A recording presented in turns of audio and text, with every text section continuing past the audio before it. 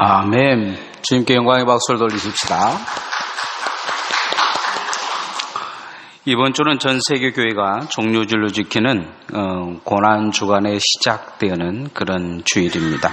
예수께서 십자가를 지시기 위해 예루살렘에 입성하실 때 사람들이 종려나무 가지를 가지고 호산나 호산나 하면서 외치며 환영했던 그것을 기인해서 종료주일이라 이렇게 이야기도 하기도 하고, 한 주간 주님께서 고난을 받으시기 위해서 이렇게 준비하신 그런 주간이기 때문에 고난주일 또 고난주간이라고도 토요일까지 그렇게 말하기도 합니다.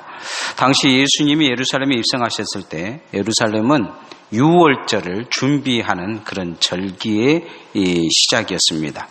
이번 주 우리는 고난주간을 지키고 다음 주 부활주일을 지키는데, 유대인들은 이번 주간을 유월절로 그렇게 지킵니다. 유대인이 지키는 절기 중에 가장 중요한 절기인 이 유월절은 오늘 우리가 읽은 성경을 기반으로 하고 있습니다. 그런데 이 유월절이 오늘날 기독교인들에게도 중요한 이유는 무엇이냐? 예수님께서 이 유월절을 마치셔서 자신을 유월절 어린 양으로 표현하시며 십자가에 못 박혀 죽으셨기 때문입니다. 이 출애굽기에 있는 이 유월절의 의미에서 이스라엘 백성들을 출애굽시키고 구원시킨 것처럼 그런 의미를 가지고 우리를 그렇게 구원하시고 우리를 또한 죄에서 사망에서 건져내셨기 때문입니다. 이스라엘 백성들이 애굽에 들어가서 인구가 너무 늘어나자 애굽 사람들이 이스라엘 백성들을 두려워하기 시작합니다. 그리고 그들을 괴롭히기 시작해요. 백성들은 하나님께 살려달라고 울부짖기 시작하는데요. 그럴 때 하나님께서 한 사람을 부르십니다.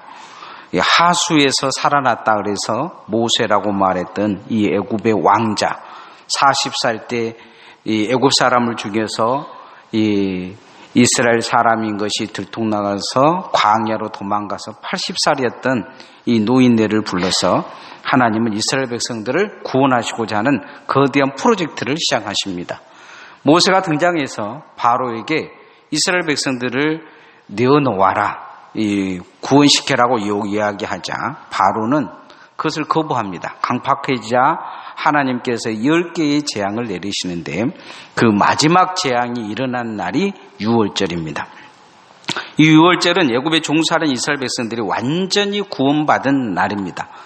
그래서 이것을 의미적인 것을 예수 그리스도께서 이 땅에 오셔서 죄에서 우리를 완전히 구원하신 그런 의미적인 이 일이 일어난 날도 바로 유월절입니다. 십자가에 못 박혀 죽으신 그 날이 유월절인 것을 볼 수가 있습니다.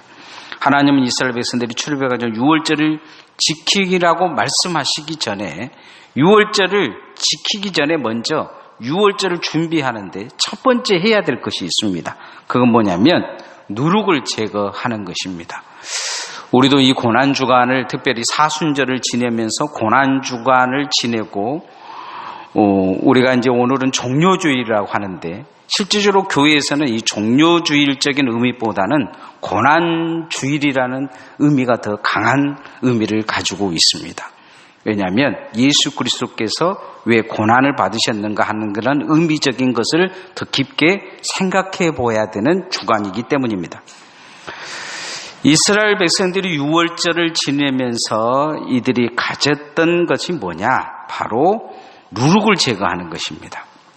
이 고난주간 우리가 가져야 될 생각 중에 한 가지가 뭐냐? 이 누룩 같은 죄의 누룩을 이 한 주간 잘 정리함을 통해 부활의 의미를 부활절날 우리가 막 알아야 될 것입니다. 오늘 우리가 이제 성찬을 이렇게 맞이하는데요. 성찬을 우리가 주님의 몸과 주님의 피와 살을 우리 몸에 기념하고 또 이것을 우리가 받게 될 텐데, 우리 안에 이것을 받기 전에 우리가 또한 기억해야 될 건 뭐냐면 내 안에 있는 죄를 제거하고 또 그것을 우리 안에서 완전히 소멸시키는 그런 과정을 우리 안에서 일어나야 될 것입니다. 따라합시다. 죄의 누룩을 제거합시다. 현재 이스라엘 백성들이 유월절을 지키기 위해서 가장 먼저 하는 일이 있습니다. 아마 분명 지금 아이들과 또 어른들도 다 그렇게 일들을 진행하고 있을 거예요. 내일 모레가 유월절이기 때문에 가장 먼저 하는 게 뭐냐면 곰팡이를 제거하는 것입니다. 여러분 집 안에도 보면 곰팡이가 들어있는 게 있을 거예요. 냉장고 열어보면 냉장고 안에 곰팡이 들어있는 거. 여러분 6월절 날 같은 경우는 특별히 여러분이 유대인이라면 먹지 말아야 될 것이 김치입니다. 우리나라 사람 같으면 다 버려야 돼요. 된장도 버려야 되고 고추장도 버려야 되고 김치도 버려야 되고 아마 냉장고에서 남아나는 것이 없을 것입니다. 발효되는 모든 것, 곰팡이가 들어있는 모든 것, 누룩을 만들 수 있는 것, 심지어는 벽에 곰팡이가 있으면 다 긁어내고 벽지를 새로 바르고 곰팡이가 있는 옷들이 있는가를 다 찾아서 그것도 다 태워버리고 아니면 빨든지 이렇게 누룩이라는 곰팡이가 있는 것을 제거하는 것입니다. 누룩을 제거하라고 해서 그냥 누룩만 제거하는 게 아니고 곰팡이가 있는 모든 그런 있는 곳 그것을 다 제거하는 것이죠. 그래서 아이들에게 곰팡이 찾기 이 게임을 합니다. 그래서 곰팡이를 이렇게 찾아내면 아이들에게 용돈을 주고 그런 주간을 이번 주간에 그렇게 지냅니다. 대대적인 청소를 하는 것이죠. 그렇게만 집안에서만 청소하는 것이 아니고 국가적으로도 곰팡이를 제거합니다. 아랍인 상인을 한 사람 사가지고 이 사람에게 계약을 해요. 어떻게 계약을 하느냐? 우리나라 이스라엘에 있는 모든 그런 것을 다 누룩을 없애버릴 수는 없지 않습니까? 곰팡이를 없애볼 수는 없으니까 상징적으로 이 사람에게 팝니다. 돈을 줘요. 그럼 이렇게 또 이 돈을 받습니다. 그러면 돈을 이렇게 이 아랍 상인이 이스라엘에 있는 모든 그런 곰팡이 있는 것을 사요. 재무장관 입회하에 최고의 랍반을 데려다가 옆에다 데려놓고 곰팡이를 주고 사는 계약서를 맺습니다. 그러고 나서 이 6월절이 지나가면 다시 대사는 거예요. 그러니까 뭐 한 5%든지 10%든지 돈을 좀 더 얹어주고 다시 대사오는 일을 합니다. 그런데 이 한 주간은 이 곰팡이를 없애는 일, 누룩을 없애는 일이 최고의 관건입니다. 6월절을 준비하기 위해서 그렇게 하는 것을 볼 수가 있습니다. 이 이스라엘 백성들이 누룩을 없애려고 이렇게 몸부림쳤을까요? 그것은 하나님께서 6월절을 준비하는 첫 번째 조건이 뭐냐? 누룩을 제거하는 거기 때문입니다. 누룩은 뭡니까? 누룩은 우리는 지금 이제 뭐 누룩을 잘 쓰기 않기 때문에 알 수는 없지만 빵을 만드는 사람들은 알 거예요. 빵 만드는 사람들이나 술 만드는 사람들에게는 이 쌀로나 밀로 만든 누룩을 통해서 발효를 시키고 있기 때문입니다. 누룩을 조금만 넣으면 이렇게 부풀어 버리지 않습니까? 부풀어요. 누룩을 넣지 않으면 아주 딱딱한 땅이 됩니다. 애굽 사람들이 가졌던 기술 중에 최고의 기술이 아마 이 누룩 기술이었던 것 같아요. 그래서 이스라엘 백성들 특히 야곱 족속에 들어가서 감탄하면서 와 맛있다. 빵이 맛있잖아요. 누룩이 안 들어가면 빵이 하나도 맛이 없는데 누룩이 들어가면 빵이 달짝지근하니 맛있는 게 와 맛있다. 이런 개념의 이 개념을 가졌던 것 같습니다. 죄라는 것이 그렇습니다. 여러분 죄에 있는 곳에 즐거움이 있습니다. 그렇죠? 죄에 있는 곳에 쾌락이 있어요. 남 칭찬하는데 사람들이 재밌어 하지 않아요. 남 욕하는데 보면 서로 막 깔깔대면서 욕하는 거 보면 그 재밌어 해요. 왜요? 거기에 죄가 들어있기 때문이에요. 죄의 달콤함이 있기 때문입니다. 그래서 하나님은 이스라엘 백성들에게 첫 번째 죄를 제거하라 이렇게 요구하고 계신 것을 볼 수가 있습니다. 자, 12장 19절 말씀 한번 같이 읽어보십시다. 시작. 이래 동안은 누룩이 너희 집에서 발견되지 아니하도록 하라. 무릇 유교물을 먹는 자는 타국이든지 본국이든지 난 자든지 막론하고 이스라엘 회중에서 끊어지리니. 그러니까 6월절 날은 누룩이 없게 하라. 누룩이 든 것을 먹으면 안 된다. 이렇게 이야기를 합니다. 이유 중에 한 가지는 자기의 죄성, 애굽에 길들여져 있는 삶, 그것을 가감히 끊는 기간을 주는 것입니다. 한 주간 이걸 끊는 거예요. 한 주간은 못 먹게 하는 것입니다. 그리고 끊으면서 내가 하나님의 백성이다, 거룩한 백성이다, 이것을 깨닫게 하게 살게 하는 것입니다. 이번 우리 교회도 고난주간 한 주간 이렇게 지키는데, 고난주간을 지키면서 새벽 예배를 지키는데 여러분의 삶에서 세상에서 그것을 끊고 주님 앞으로 돌아오는 삶이 있기를 소원합니다.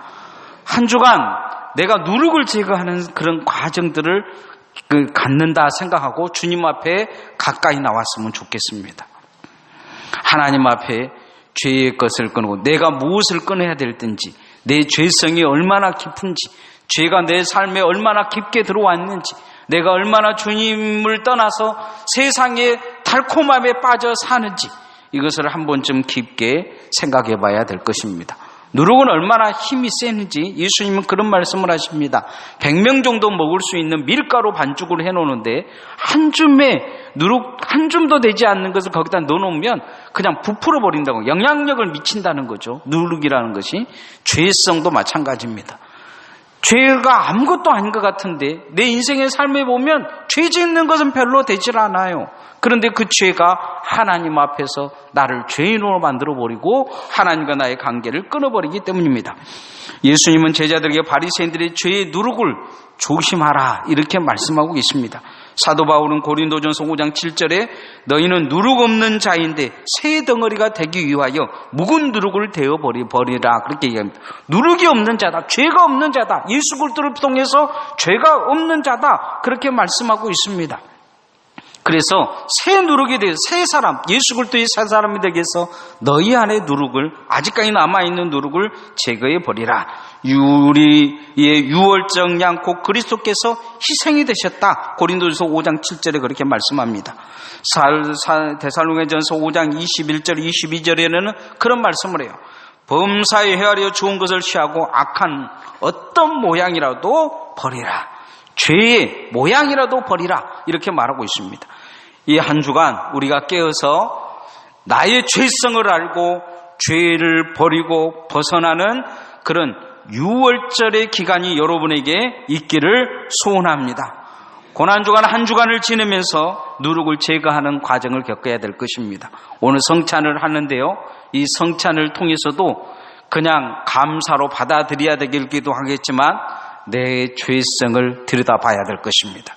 나 때문에, 내 죄 때문에 십자가에 못 박혀 죽으신 예수를 바라볼 수 있기를 소원합니다.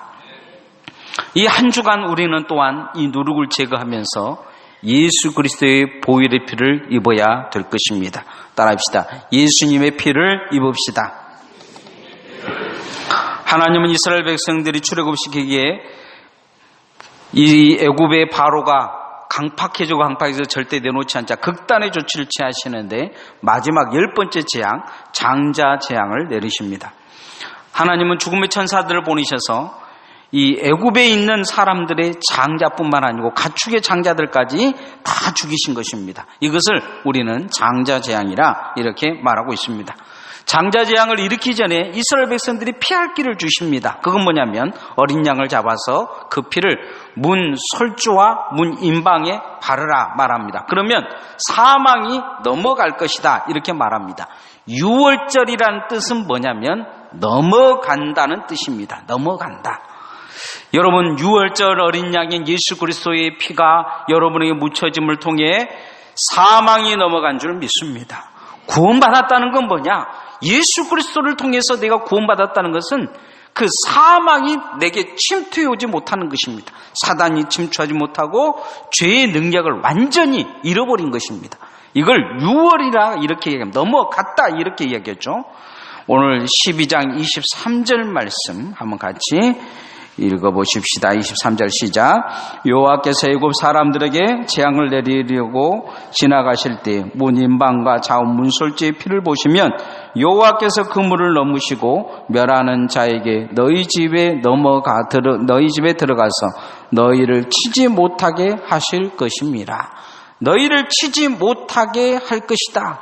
피를 바르면 사망이 면할 것이다. 이렇게 말하고 있습니다. 오늘날 우리가 예수 그리스도를 믿으면 예수 그리스도의 보혈의 피를 공로를 통해서 우리의 죄가 사해주고 우리가 죽음에서 사망에서 생명으로 옮겨지는 것입니다. 하나님의 백성이 되어지는 것입니다. 그래서 반드시 우리가 기억해야 될 것 중에 한 가지가 뭐냐면 예수의 피가 내게 묻혀져야 될 줄 믿습니다. 한 주간 우리가 주님 앞에 돌아오면 돌아올수록 예수의 피가 내 삶에 묻혀지게 될 줄 믿습니다.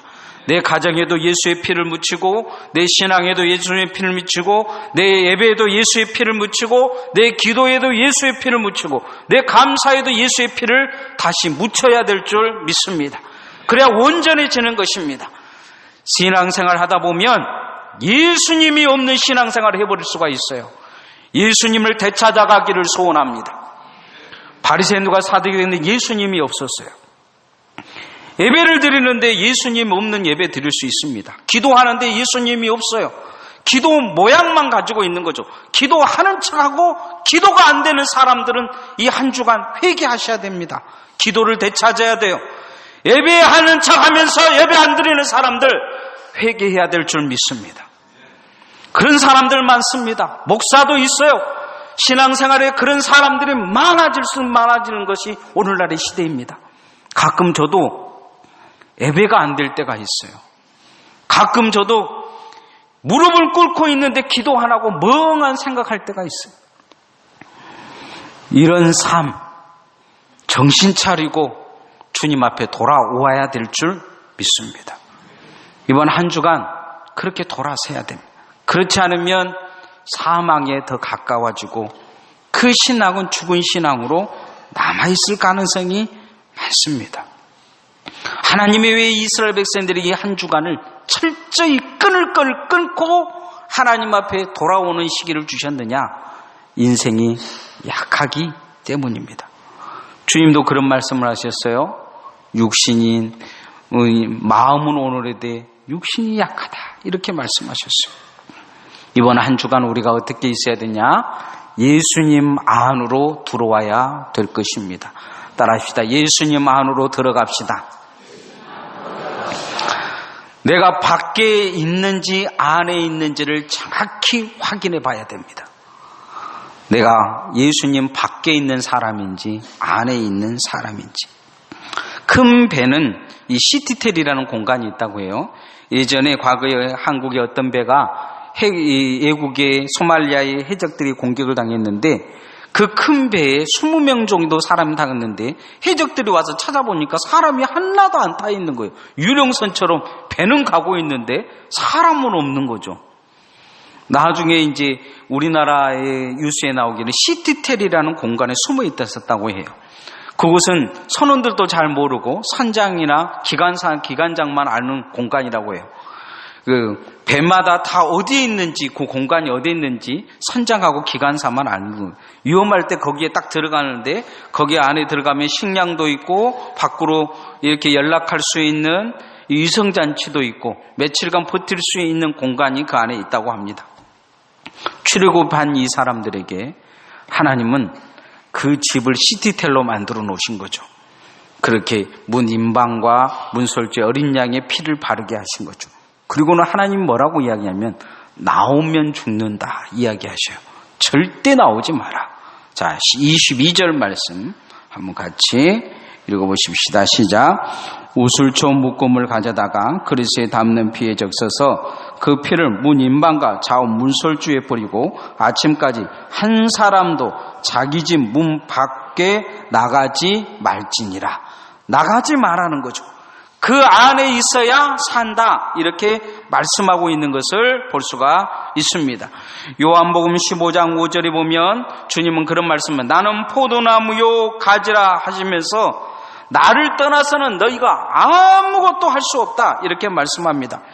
사도 바울은 로마서 8장 1절 1절에 그리스도 예수 안에 있는 자들은 결코 정죄함이 없다. 그들은 사망에서 생명으로, 사망의 법에서 생명의 법으로 해방된 사람이다 이렇게 말씀하고 있습니다. 사도 바울이 서신에서 가장 많이 강조한 게 뭐냐면 예수 그리스도 안이라는 낱말입니다. 164회나 쓰고 있어요.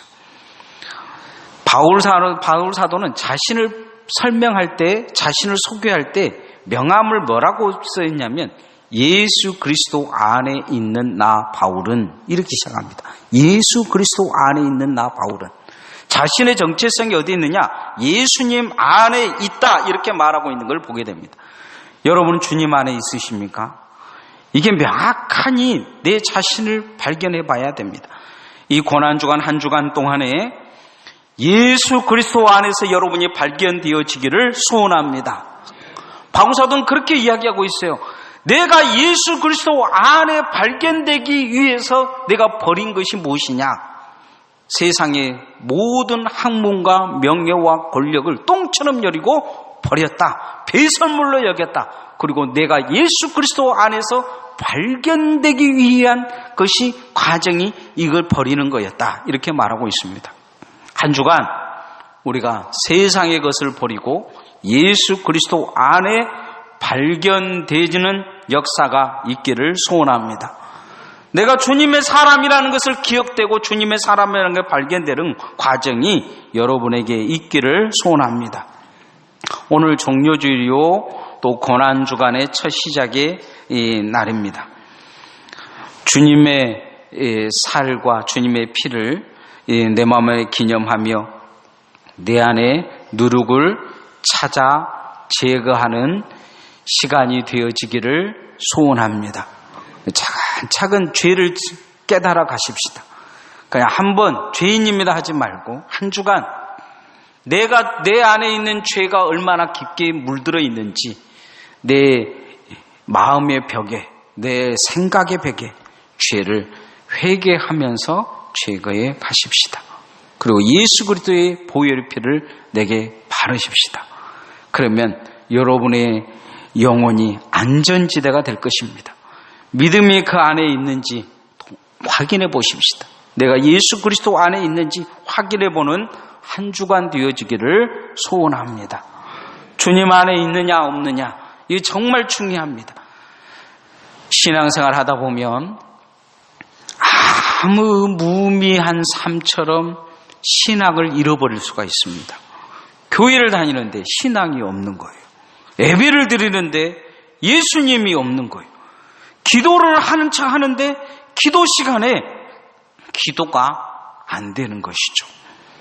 설교의 말씀을 듣는데 들리지 않는 거예요. 설교의 말씀을 듣는데 TV에 어제 저녁에 봤던 연속극이 생각나는 거예요. 심각한 거죠. 죽어가면서도 자기가 죽어가는지를 못 느끼는 거예요. 성찬을 통해 주님이 우리에게 오셔서 우리의 영을 깨워주시기를 소원합니다. 찬양하고 성찬을 우리 몸에 기념하고 주님의 몸을 살과 피를 받겠습니다.